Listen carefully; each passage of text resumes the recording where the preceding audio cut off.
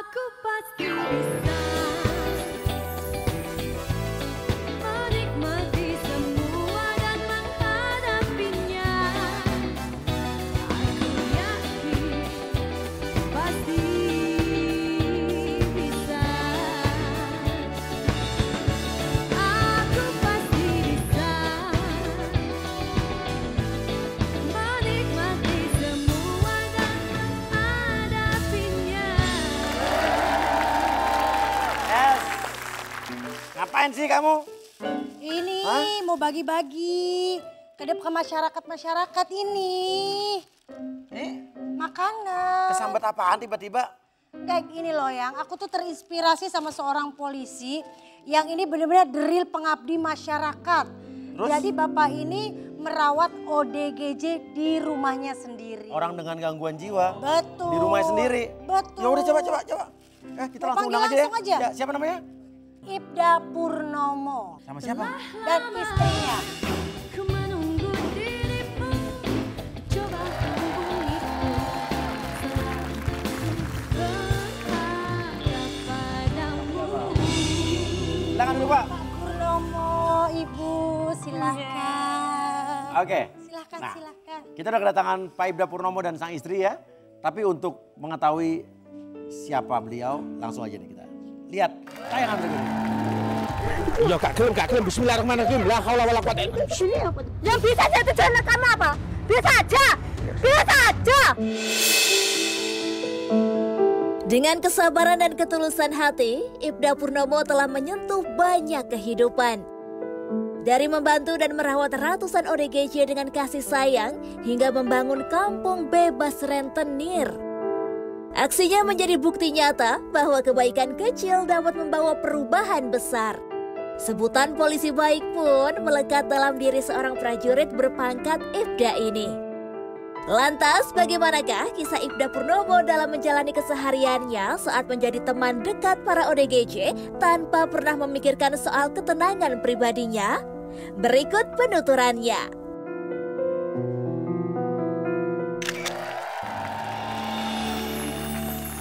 Ini gimana Pak Purnomo awalnya kepikiran buat merawat ODGJ itu yang di benak Bapak apa? Maksudnya sejak kapan gitu? Kegiatan ini kami lakukan sudah masuk di tahun ke-8. Iya. Kenapa kok kami merawat orang dengan gangguan jiwa? Awal mulanya juga kami nggak tahu Pak. Jadi awal mulanya kami berangkat dinas, kami ketemu orang dengan gangguan jiwa, laki dan perempuan. Sepasang tuh? Beda. Jadi bukan sepasang. Oh sendiri-sendiri? Siap. Jadi yang pertama kali kami ngelihat Mbak Sriatun. Mohon maaf dia posisinya nggak pakai baju sama sekali. Dan kami lepas kaos dalam saya ini. Kami lepas, kami langsung pakaikan, kami langsung antar pulang. Nah, setelah saya pulang, istri saya tidur, saya titipkan ke istri, saya kembali dinas. Selang 1 jam kami ketemu lagi, laki-laki. Karena baju sudah saya pakaikan, nggak mungkin saya telanjang Pak. Jadi saya nelpon istri. Saya suruh anak saya kirim baju. Saya bawa lagi pulang. Dan istri saya kaget saat itu, karena kami pulang kok bawa 2 orang gangguan jiwa. Nah tunggu saya tanya sama istri dulu nih. Bu gimana tiba-tiba bawa Bapak yang pertama nih bawa perempuan nih Pak. Pakai kaos Bapak lagi itu. Ibu kaget nggak? Iya, marah-marah, enggak hanya kaget. Gimana marahnya Bu? Pamitnya berangkat dinas. Pulang-pulang bawa kerjaan di rumah. Bukan bawa kerjaan aja pertama kali pas datang kan belum diterangin nih siapa kan. Tentu perempuan gitu kan. Pulang sambil bonceng sama bapak begini. Terus ibu gimana reaksinya? Apa-apaan ini? Gimana? Untung gitu. Untung gitu. Terus saya cuma bilang, terus kalau di sini mau diapain? Meh diapake di sini. Kita hanya mampu ngasih maem. Terus kalau marah-marah, buang air kecil, buang air besar sembarangan kayak apa? Posisi saya ini punya anak kecil waktu itu, masih anak paling kecil masih umur 2 tahun. Bapak bilang, "Stoh, nanti kalau ketemu keluarganya gitu." Bapak cuma ada keyakinan seperti itu, "Stoh, kalau anak keluargane gitu." Jadi saya cuma ya sudahlah daripada pagi-pagi kelahi berangkat pamit kerja, pulang-pulang bawa sesuatu yang sangat antik. Ya pasti. Sangat antik. Antik dalam segala hal, ya perbuatannya, tutur katanya kan semua antik kan orang dengan gangguan jiwa itu. Tapi kan yang pertama bawa perempuan nih. Iya. Nah terus tiba-tiba bawa lagi yang Bawa laki-laki. Kan jadi nambah, jadi 2 Bu. Terus ditinggal lagi mau bapak ke kantor. Iya. Ya Ibu. Ngobrol apa ibu waktu ditinggal tuh sama mereka pertama kali bu? Saya enggak bisa ngomong, cuma saya diem aja. Mau saya apain mereka berdua ini di rumah, kan gitu. Kita ngobrol pun dia ngobrol sendiri, saya tanya enggak nyambung. Kita kasih makan yang di piring enggak dimakan, malah yang di sampah yang dimakan. Itu ya? Ya. Iya, seperti itu. Jadi ya kayaknya ada rahasia Allah ini yang memang disiapkan untuk saya ini. Kenapa saya pagi-pagi sudah disiapkan dengan PR yang begitu besar gitu kan. Jadi saya cuma ya sudahlah diopeni dulu, maksudnya itu dimandikan. Kalau yang perempuan kan saya mandikan akhirnya. Yang laki suruh mandi sendiri bagaimana bu? Iya. Yang laki saya mandiin. Bapak yang mandiin? Yang laki tukang saya mandikan. mandiin, Kalau jadi yang perempuan saya. Malam itu setelah saya ketemukan, saya titip ke istri. Nah, tahu-tahu istri bangun nelpon saya. Ya, saya bilang sabar, sementara kita tampung dulu. Karena pada saat itu kami nggak bisa merawat, kami hanya bisa menampung. Sehingga pagi-pagi istri saya udah marah ke saya. Namun kami sampaikan sudah sabar, pasti ketemu keluarganya.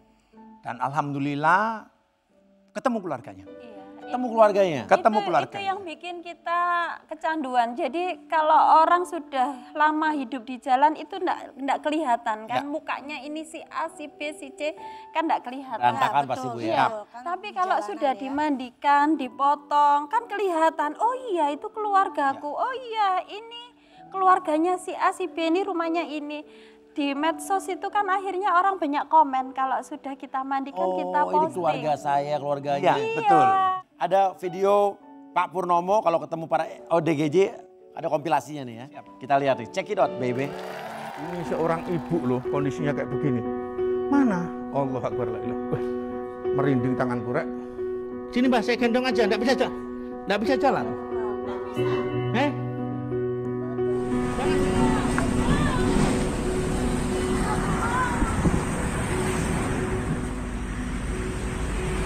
Ibunya agak aneh. Agak galak. Nggak mau, tolong. Ya kita nggak ngapa-ngapain, nggak mau. Saya tidak ke sana cuci tangan. Ya, Ini rumah saya sendiri. Ya, ini rumah saya. Ini maaf ya. Kamu itu kalau sebagai manusia tuh harusnya mengerti sama cuci tangan. Nah, ngono lah ya ayo toh. Mau bengok-bengok. Allah Akbar. Bu, ada sisir nggak? Kalau? Apa? Apa mas?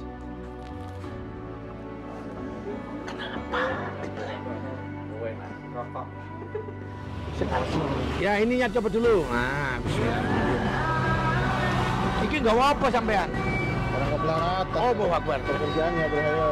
Hei, ininya dicopot biar kalau bernapas enak. Nah, ini Pak, ini Pak. Gak apa-apa. Sini. Ini dinaikkan dulu.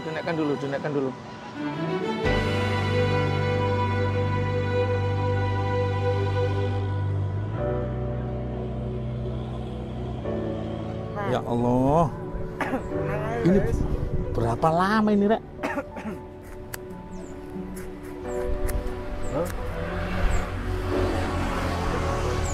Wis, mulai wis.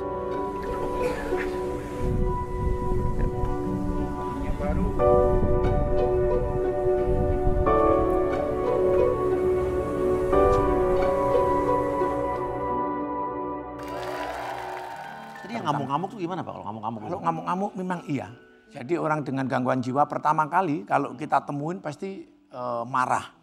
Namun kami coba untuk membersihkan kakinya dulu. Kalau sudah kakinya kita elus, kita naik sampai ke tangan. Setelah tangan naik lagi sampai ke muka. Kalau sudah muka saya lap pelan-pelan. Saya yakin Kalau sudah dilap mukanya, dia tenang, dia sadar bahwasanya kita nggak niat jelek. Oh, jadi pasti kalau udah Pasti. sampai muka tuh tenang. Siap. Kalau sudah kita ulap sampai muka, pasti tenang. Tapi nenangin awalnya kan pasti berontak-berontak Iya. dulu tadi tuh. Masih Gimana tuh, Pak? marah-marah dulu tuh. Jadi, pas. Sampai tendang tuh waktu bersihin kaki, Pak. Iya. Jadi apa ya? Kalau marah iya, namun kita harus sigap. Dalam artian kalau kita dipukul wajar. Iya, iya, iya. Ya, jadi pertama yang penting kita lap-lap dulu kakinya dan saya selalu bawa makanan, saya selalu bawa minuman. Kalau sudah mau makan, mau minum, pasti tenang. Itu mancingnya ya? Ya, jadi pancingan yang jelas kalau sudah dilap mukanya pasti tenang. Namun, Dia merasa tidak terancam. ya, Oh, jadi dekat sama kita ngopenin mereka gitu ya. ya, namun orang gangguan jiwa kan nggak stabil. Kadang enak-enak dilapin gini-gini, tahu-tahu Udah. plak. Gaplok. Iya. Sudah berapa ODGJ yang kalian rawat, kalian tampung? Untuk orang dengan gangguan jiwa per hari ini Yang kurang kita lebih rawat. 250 yang kita rawat. Namun yang sudah kita antarkan pulang sudah siap kurang lebih 5.000 lah. Nah kalau untuk perawatannya Pak itu bagaimana Pak?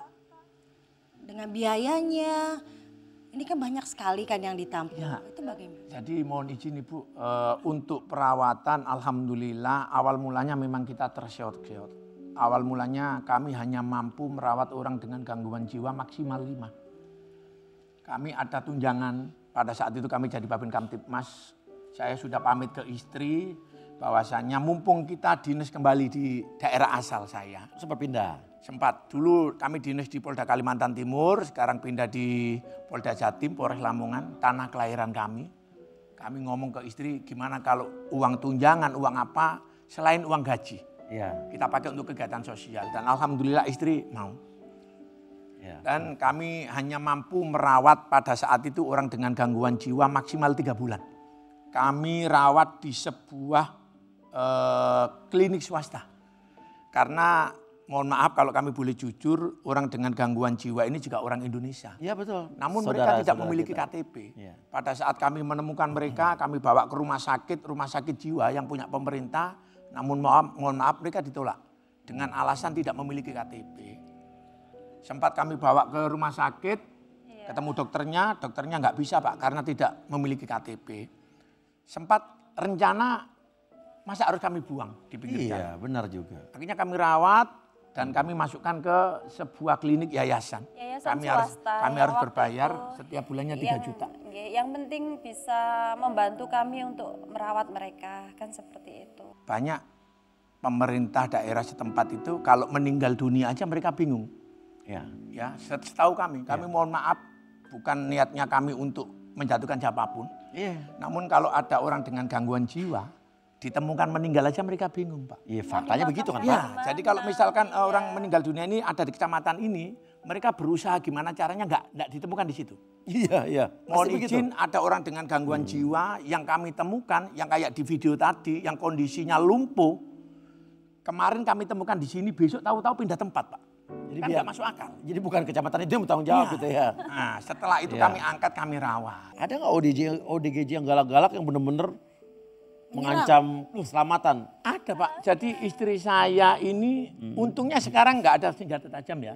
Dulu itu pakai kayu, pakai besi, dan yang terakhir kemarin sebelum kami berangkat ke sini, kami sempat kelahi. Apa ngapain dia? Jadi ngancam Pak dia, mukul sama yang lain, sehingga resiko apapun saya ambil, saya peluk meskipun saya dipukulin Pak. Karena saya udah tahu resikonya kayak apa. Jadi terakhir kemarin baju saya robek, kepala saya dipukul bengkak, namun alhamdulillah bisa saya peluk. Dan tenaganya tenaganya Masya besar Allah, sekali Pak. Luar biasa. Jadi itu yang luar sering biasa kami temukan tenaganya. bahwasanya orang dengan gangguan jiwa itu kalau kita mau ngelukai mudah Pak. Kita pukul dengan kayu bisa. Namun kan apa bedanya? Jadi gimana caranya kita ini nggak melukai namun kita kasih sayang. Lah itu Pak. Makanya bidan desa mohon izin, Takut, keluarga kadang turun takut sendiri Pak. ke lapangan kan Makanya takut, sering mereka gitu. ini dirantai, ditaruh di belakang karena keselamatan yang mereka. Kan harus di training tuh, dinas sosial, dinas kesehatan, Ya, aparat cara perangkat desa yang lain harus di menangani, training ya. kayak gitu-gitu. Gimana caranya mereka bisa sembuh? Sembuh Pak. Jadi Jadi, mohon izin, nggih. orang dengan gangguan jiwa ini kenapa sih kok nggak bisa sembuh Pak? Sekarang ada obat-obatan. Ada obatnya betul? Ada obat-obatan. Kami setiap ada pasien yang masuk ke kami, alhamdulillahnya sekarang saat ini yayasan kami itu bisa mendatangkan dokter dari salah satu rumah sakit besar yang ada di daerah kami untuk bisa visit lah, ngasih obat gitu. Jadi setiap satu pasien kami ada satu status, satu buku kayak di rumah sakit itu. Lah, di situ itu nanti terapinya apa kami tulis. Jadi setiap pagi sama sore gitu kami ngasih obat Ya, sesuai jelas. dengan advis Iya, dokter iya. itu tadi. Jadi kita kalau manggil nama si A gitu, dia sudah tahu pegang piring, minum obat. Kalau sudah minum obat baru boleh makan. Ada nggak yang nggak tahu namanya siapa? Ada. Ditanya namanya apa dijawab? Ada lagi lucu gini. Iya. Satu orang 10 nama. Ini gimana coba Pak? Gimana? Ya, jadi waktu saya tanya namanya siapa? Kadang Adam, besok namanya siapa? Ya, ada yang ya enggak tahu gitu. Ada lagi yang ditanya, namamu siapa? Mau makan ini? Diam aja. Temennya yang jawab, Manrobuka.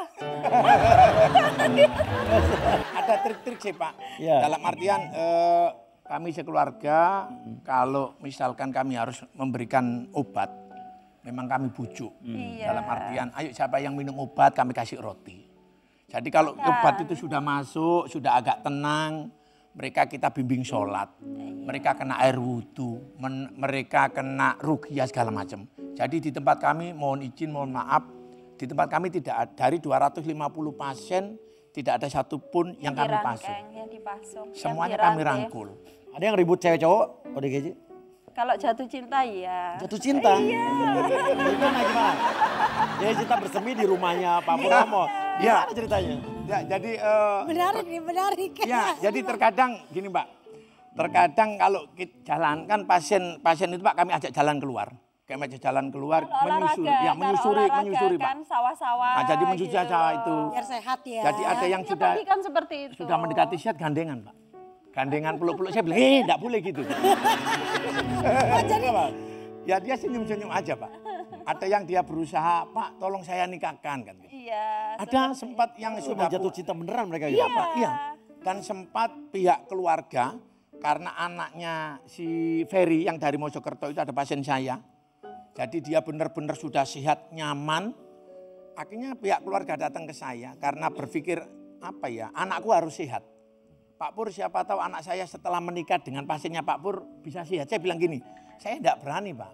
Kalau lah ini enggak punya keluarga Pak, yang satu yang perempuan ini. Nah saya enggak berani Pak, takutnya nanti terjadi apa-apa. Karena itu nanti ada gen ya. Karena gen itu bahaya Pak. Jadi kalau pasien orang dengan gangguan jiwa, ketemu orang dengan gangguan jiwa. Itu nanti anaknya kan. Ya berpeluang besar. ODGJ selain penyebab psikologi seseorang, ada juga genetik, Siap. keturunan. Siap. Dan ada dua tipe orang dengan gangguan jiwa itu karena memang gen dan karena narkoba. Oh narkoba juga bisa ya ODGJ Oh apa iya, sarafnya lebih parah kena. lagi, Iya. lebih parah lagi. Nah selain narkoba dan keturunan apa lagi? Cinta itu paling banyak. Cinta nomor satu. wah cinta nomor satu. Cinta nomor satu. Makanya jangan terlalu kecintaan banget sama orang-orang pasangan pacar-pacar lo pada, ya kan? Ada nggak pasien yang jatuh cinta sama bapak? Ada yang gemuk dulu ya. Gimana tuh Pak? Gimana Pak? Ya istri saya ya. Kalau ketemu bapak sudah bingung sendiri sudah dia. Gimana dia? I love you, Pak. Tapi perempuan kan? Oh iya. Terus Pak Pur gimana? Dulu itu kan tidak terpisah antara rumah saya sama perempuan sama laki-laki, dapur itu masih jadi satu. Akhirnya ya itu tadi kalau ketemu bapak gitu kan, ya Allah. Sekarang masih ada Pak? Si, jadi ada yang namanya yang perempuan yang di pasar itu. Ah Bapak pura-pura lupa. Yang Tuban itu loh. Itu saya mandiin. Jadi ya teman-teman sih ketawa aja teman-teman saya. Jadi dia meluk saya enggak masalah. Saya dipeluk, yang penting dia mau saya sisirin. Saya peluk, saya sisirin. Jadi teman-teman ketawa. Yang penting dia nyaman. Iya. Yang penting dia nyaman. Jadi istri saya juga enggak cemburu karena ya orang dengan gangguan jiwa. Iya. Bagus. Oke Pak, mengingat sekarang fenomena kaum Gen Z ya. Gen Z, banyak yang terkena mental health. Nah, pasien Bapak yang paling muda umur berapa Pak? Pasien kami yang terakhir bulan ini masuk umur 11 tahun. 11 tahun? Tahun. Kenapa dia? Dia nggak mau sekolah. Dia bandel, marah-marah ke orang tuanya. Main game terus. Ya, jadi keseringan main game. Oke. Keseringan main game, keseringan main HP. Jadi mungkin pengaruh game itu sehingga dia males. Dikasih tahu, dinasihatin ibunya, berontak marah. Dan ibunya sudah merasa kewalahan sehingga dititipkan ke kami. Sekarang perkembangannya? Alhamdulillah bagus, sehat. Mungkin karena ibunya terlalu sayang sama anaknya. Oke. Jadi anaknya ditegur, anaknya nggak berani ditegur, nggak berani Diemin dimarahin. aja gitu. Ya, jadi terlalu dimanja dan itu sangat berpengaruh sekali. Kalau di tempat kami, kalau nggak mau sholat kita marahi. Kalau dia bandel kita marahi. Dan alhamdulillah perkembangannya sangat luar biasa. Luar biasa. Sekarang, ada seseorang yang ingin berterima kasih secara langsung ke Pak Purnomo dan Bu Lilik. Ya, langsung saja. Inilah dia salah satu pasien dari mereka berdua, Ardiansyah.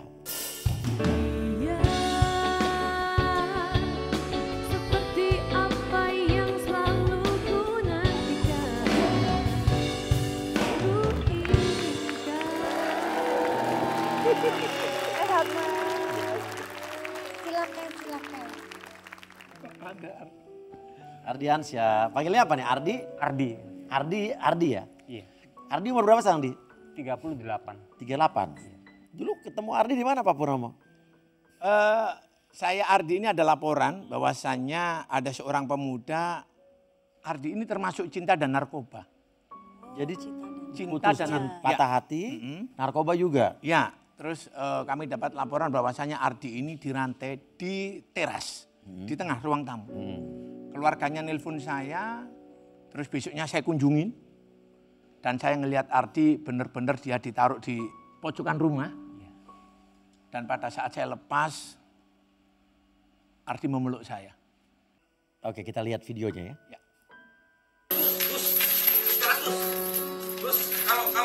Kesembuhan mereka butuh perjuangan dan pengorbanan. Ketakutan dari keluarganya membuat mereka tidak diperhatikan, bahkan diperlakukan tidak manusiawi.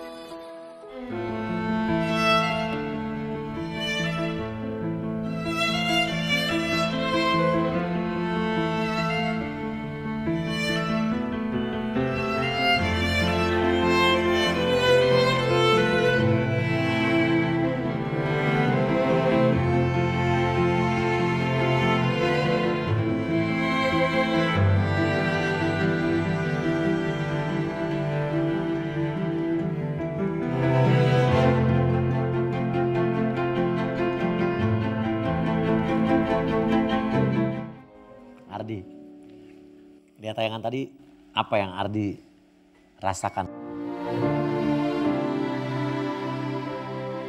Tahun 2000 sampai tahun 2024. Berarti 24 tahun. Narkoba dan putus. Ini resmi